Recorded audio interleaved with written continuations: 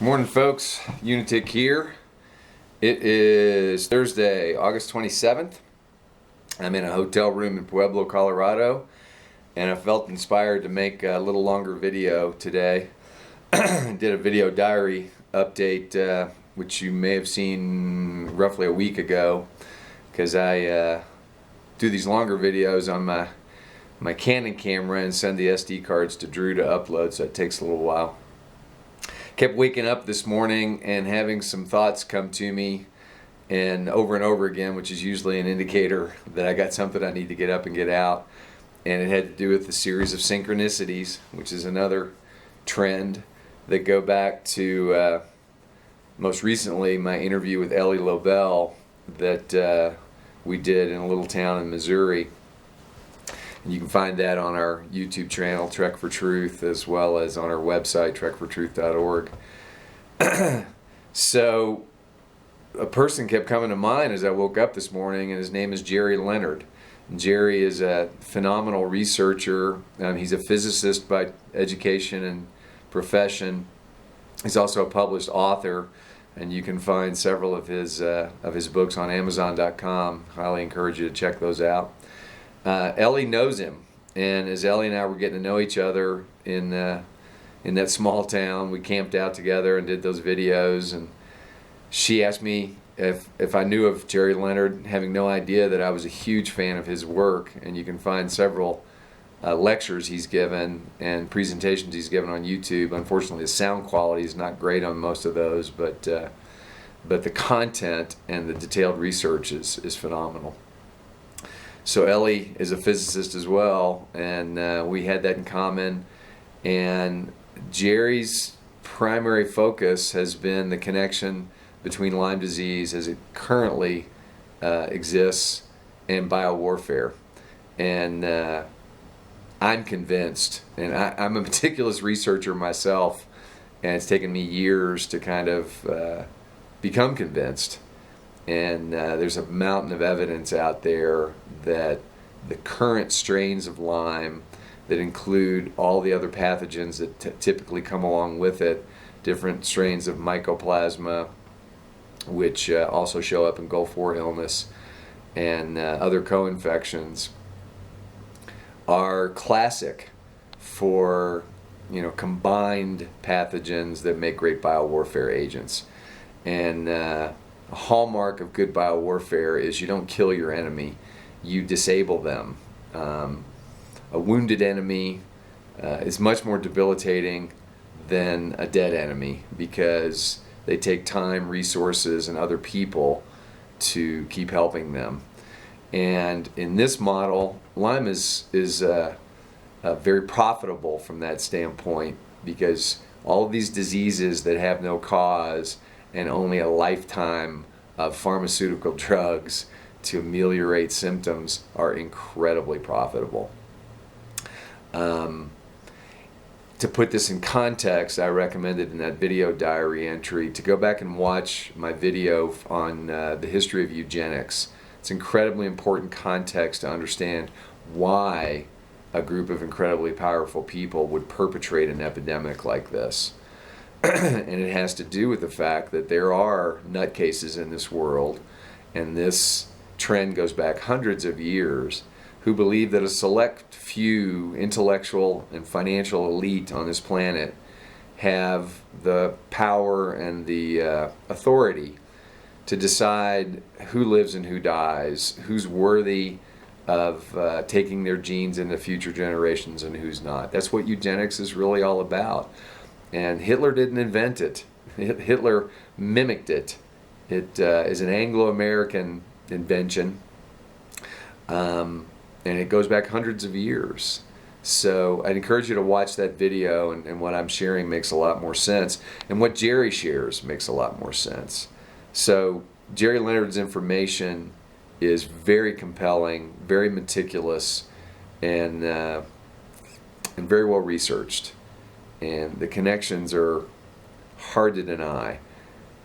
It's scary information, but again, let's think of this in the context of knowledge is power. And defining a problem, the real nature of a problem, the underlying nature, is so important. It's essential if we collectively are going to solve and overcome problems. And dealing with a myriad of symptoms one at a time just wastes our time and energy. So a hallmark of biowarfare is you never introduce a biowarfare agent into the field without having an antidote, a cure. So without question, that cure exists. And it's not a great leap to come to the realization that there are people willing to introduce created pathogens that cause ill health and death for profit and control. When you look at the history of suppressed cures for different diseases, I highly recommend, if you haven't seen it already, go to our website, trekfortruth.org, and read the story of Dr. Royal Raymond Rife, a brilliant genius of the same caliber as a contemporary of his, Nikola Tesla, who's profiled on our website, along with Peace Pilgrim, 3 people we highlight. Real quickly, the reason we chose those 3 people to highlight on our website is because all 3 of them were embodying and living with a vision of freedom for humanity. Peace Pilgrim aspired to a vision of a freedom from war, of a world at peace, inner and outer peace. Nikola Tesla aspired to a world that was free from the want of energy. That if free energy, 0-point energy, the energy of the vacuum were made readily available to everyone, it would transform this world, free from want. And Royal Rife saw a world free of disease. And when you read his story and understand that the technology he created did exist and did work until it was crushed, suppressed, and hidden away, and that same kind of pattern has been done dozens, if not hundreds of times through the years by people who were threatened that their profits and their control of others could be taken away when that kind of freedom is offered. It's an insane drive to control others, to basically live off the life force of other people. That's what a sociopath is. And it's not going to work because more and more people like Royal Raymond Rife and Nikola Tesla and Peace Pilgrim are expressing themselves all over this planet, and we're finding each other. We're building community, and it's happening in greater and greater rates, and that's a big part of what Trek for Truth is about. But it's not a great leap when you understand the history of suppressed cures for diseases, that someone that would do that, which is genocide, it is murder, would not think twice about taking it to the next level of introducing diseases and pathogens that continue that agenda too. And that's what I believe is happening in this world through a tainted food supply, which includes GMOs and all the toxic pesticides like glyphosate that are used to grow them, toxic chemicals. You know, the same people that created the medical monopoly, i.e. the Rockefeller family, J.D. Sr. and Jr., were the monopolists that created the chemical empires, the pharmaceutical empires. You find the same roots in all of those hierarchical systems. And every system that is designed as a hierarchy with power at the top and secrecy is a system by nature of control. That's just inevitable, and it limits us and limits humanity. And I hope to continue to teach. I love to teach. Being a true historian in an age of honesty would be my dream job. So maybe I'm doing it now via video. The FDA and the CDC are completely captured agencies. They work for corporate America, for the pharmaceutical industries, for the insurance and medical monopolies. That is just a statement of fact. They're hierarchies that are completely corrupted, and we need to disabuse ourselves of the delusion that they work for us. The CDC is full of what's called epidemic intelligence officers, that actually populate most of the state offices of public health. People you think are working at the state level to protect your health, who are actually employed by a federal agency behind the scenes. This is basically an intelligence services in the true sense, like a CIA agent of health. Ask yourself, why is the CDC called the Center for Disease Control? Why not disease eradication, disease minimization? Because it is what it says it is. It's about controlling disease for profit and control.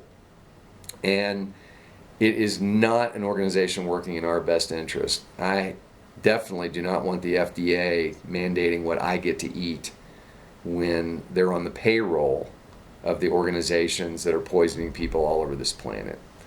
I've got about 30 days left in this active travel part of the trek, and I want to get as transparent and as honest, brutally sometimes, as possible, as hopefully this audience grows and people share this information.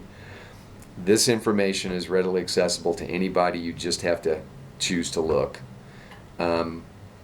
Willful ignorance is not serving us right now, and all of these forces are trying to distract you, stress you out, make you ill. The political theater that's going on with the presidential election is just that, one raging distraction. The power lies within each one of us, and that is a big part of the message of the Trek for Truth. The biggest lies, I said to Ellie Lobel, that is perpetrated among the populace is that we don't have the power to change these negative situations. That's just not true. But as long as you believe it's true, you'll never pull back the curtain and reveal the scared little wizard back there who's throwing the fire and brimstone out, hoping we'll never see how fragile their control really is. And Humanity 2.0 is calling. As my buddy Drew said, we can create heaven on earth. We have everything at our disposal to do so. We just have to have the will, the clarity, and the moral integrity to stand up for each other. So for today, it's Unitic out. Hope you'll keep following along, and I hope you'll do some research and follow these links. Thanks so much. Viet Animo.